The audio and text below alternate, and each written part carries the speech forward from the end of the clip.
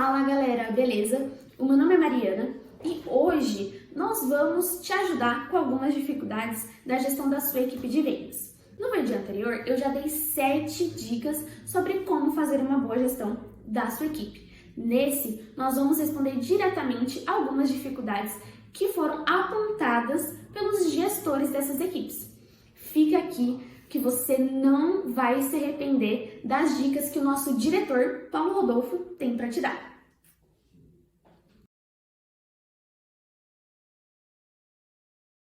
Primeira dificuldade, implementar a cultura. Bom, a gente vai falar sobre 3 dificuldades aí que o pequeno gestor tem, né? E a primeira delas, como a Mari mencionou agora, é implementar a cultura. O que é cultura? Cultura é o jeitão da sua empresa, né? Como as pessoas na sua empresa fazem as coisas. Como uma empresa é feita de pessoas, a somatória do jeito que as pessoas fazem as coisas representa a cultura da sua empresa, certo? Uma grande dificuldade do pequeno gestor, Mari, é implementar essa cultura. Por quê? Porque quando ele é pequeno, ele acaba tomando para si muitas das atividades, até contratar os primeiros colaboradores, e os primeiros colaboradores acabam meio que fazendo as coisas do jeito dele, porque como todo mundo está muito atarefado, a galera acaba fazendo como entende que é o correto de se fazer, as atividades do dia a dia. Quando a empresa vai crescendo, o gestor sente a dificuldade de que as coisas sejam feitas mais da maneira como ele quer que sejam feitas.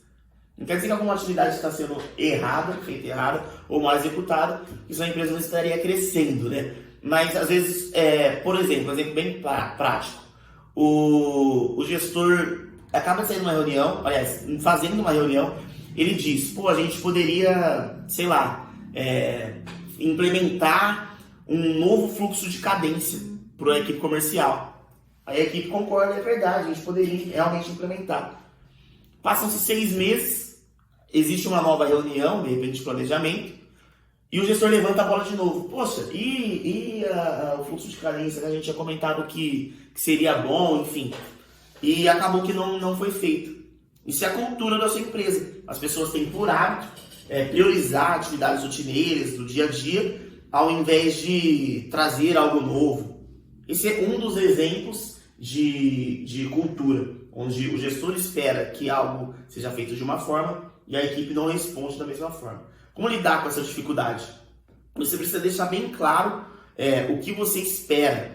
Eu costumo brincar que é fundamental, sempre que você vai trazer um novo colaborador, você já tenha as coisas que para você são inegociáveis, coisas que você não aceita que sejam feitas, coisas que te decepcionam e coisas que que vão te deixar orgulhoso. Você deixando tudo isso claro como colaborador, tendo processos bem definidos de como as atividades devem ser feitas, a chance de você ter uma cultura que reflita as suas ideias na sua empresa é bem maior. Então, para resolver essa dificuldade de implementar a cultura, é fundamental ter processos bem definidos e estar alinhado com toda a equipe sobre as coisas que são importantes para você, que você não negocia que sejam feitas e como devem ser feitas, sobre as coisas que te desapontam e sobre as coisas que te deixam orgulhoso e você deve reconhecer também quando essas atividades forem feitas. Agora que já comentamos como implementar a cultura no seu ambiente de trabalho, vamos falar sobre produtividade e autonomia. Perfeito. Bom, no tema anterior falando sobre a cultura, a gente conversou sobre coisas que são inegociáveis, que a gente quer que sejam feitas, e falou de maneira geral assim, sobre a empresa refletir a visão do dono, perfeito? Quando a gente fala de autonomia e produtividade, a gente fala sobre como permitir que os funcionários tomem decisões importantes sozinhos e sobre como medir a eficiência dessa autonomia e dessas decisões que o colaborador tomou. Qual é a grande dificuldade disso? A dificuldade em dar autonomia ao colaborador, Mari, é sobre a falta de confiança. É comum que os pequenos gestores não deleguem algumas atividades por falta de confiança. Sabe aquela coisa do que é bem feito, faça você mesmo? Muitos pequenos gestores acabam pensando assim. E por ter esse pensamento, eles acabam ficando sobrecarregados e o funcionário às vezes se sente desprestigiado. pensa que ele não passa confiança suficiente. Então, não tenha medo de delegar as tarefas. Porém, coisas que vão te dar segurança para que você não tenha medo são, de novo falando de cultura, processos bem definidos e indicadores claros e alinhados sobre todos. Por exemplo, eu preciso delegar aqui a atividade de qualidade do meu produto, perfeito? Eu fico em cima da qualidade, fico controlando tudo para ver se está bom. Eu preciso tirar isso de mim, isso está atrapalhando o meu dia a dia. Então, eu defino a Mari como uma colaboradora minha, que vai ficar responsável pelo controle da qualidade. E o que eu vou fazer como gestor? Monitorar com a Mari os resultados dessa atividade dela. Pô, quais são as atividades relacionadas ao controle de qualidade?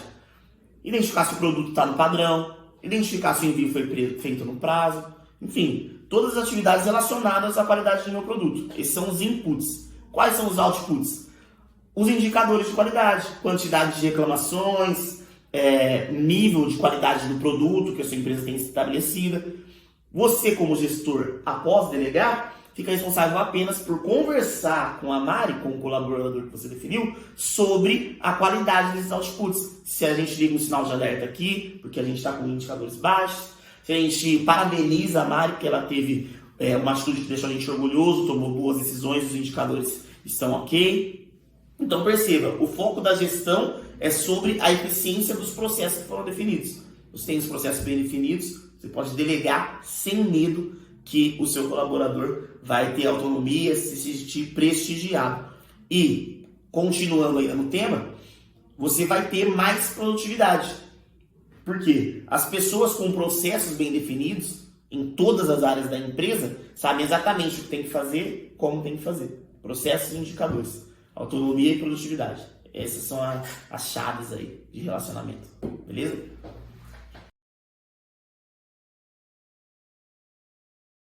Agora que já falamos de cultura e autonomia dos seus funcionários, vamos falar sobre o ponto direto de demissão. Assunto delicado. Porque a gente trouxe cultura, autonomia e produtividade e agora demissão como as três principais dores aí dos pequenos gestores. Porque quando a empresa vai crescendo de novo, é difícil você implementar a cultura, os processos. Existe uma dificuldade grande, porque no começo as coisas só vão e você precisa que elas vão. Depois disso, a gente tem dificuldade em passar coisas centrais, eleger novos líderes, enfim, delegar as atividades. E finalmente, no último momento, a gente tem uma dificuldade em desligar um colaborador que não se adaptou ao que a gente implementou de cultura e não teve um bom desempenho quando a gente estabeleceu os indicadores de produtividade e os processos para dar autonomia para ele. Por que existe essa dificuldade em demitir? Porque muitas vezes, Mário, o pequeno gestor, ele, apesar do colaborador não ter um bom desempenho, ele tem um relacionamento de confiança, em muitos casos um relacionamento de amizade, porque muitas empresas começam na informalidade e contratam às vezes sem registrar o colaborador, que é um erro grave, mas a pessoa fica com um certo receio, putz, eu mando ele agora e toca um processo, etc. Isso não pode acontecer, gente. Se você fez uma contratação no início fora dos meios legais, você tem que arcar com a consequência disso, e é mais vantajoso você arcar com essa consequência do que você colocar o futuro da sua empresa, a maneira como as coisas são feitas lá em xeque, com a famosa laranja podre na cesta. Um cara que não rende, que não é produtivo, que você não confia em delegar e dar autonomia para ele. Então, você não pode ter medo, você tem que ter estômago, você tem que ser líder, tem que ser gestor, na hora de desligar um colaborador que não se enquadrou nas adequações que você fez na sua empresa. Não respeita os processos, é resistente a uma cultura inovadora, de repente, que você quer implementar, não apresenta bons indicadores. Você não pode ter receio de desligar quem não se enquadra na maneira que você quer que sua empresa funcione. Só fazendo tudo isso, você vai conseguir ter controle total sobre a gestão da sua equipe. Você vai ter mais flexibilidade de tempo para pensar em aumentar a produtividade e tocar outros processos, outros projetos. Né? Falando igual aquele treinador Luxemburgo, projetos. Beleza, gente? Cultura, autonomia, produtividade e não tenha medo de demitir. Passe por esses 3 problemas aí e alavanque os resultados da sua empresa. Tamo junto.